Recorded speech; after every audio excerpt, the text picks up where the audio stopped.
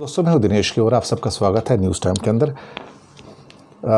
भारत का stand Israel के प्रति यूनाइटेड नेशन की जनरल असेंबली में फिर चेंज हो गया।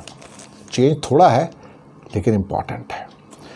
फिर से इजराइल की ओर झुकता हुआ नज़र आ रहा है भारत।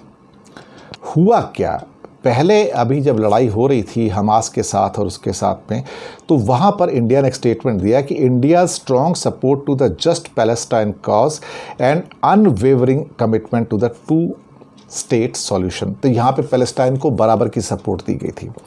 लेकिन अब जो नया स्टेटमेंट दिया उसके अंदर कहा गया है कि इसमें we condemn the indiscriminate rocket firing from Gaza, कि गाज़ा से जो हमास की जो फायरिंग हुई है वो इनडिस्क्रिमिनेट फायरिंग थी, हम उसकी निंदा करते हैं।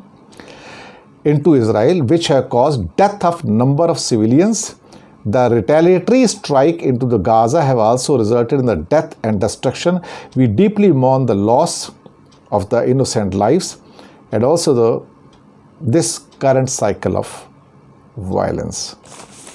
अब यहाँ पे भारत ने पैलेस्टाइन को वहाँ पर जिम्मेदार ठहरा दिया और इजराइल को एक तरह से क्लीन चिट दे दी। पर दुनिया तो देखती है साहब, और दुनिया देखे भी। अब किया क्या जा सकता है? किया कुछ भी नहीं जा सकता। अब तो जब आपने सोच समझ के स्टेटमेंट दिया है तो ठीक है, इट्स ओके, हो सकता है, ऐसा होना भी चाहिए। क्या कर सकते हैं?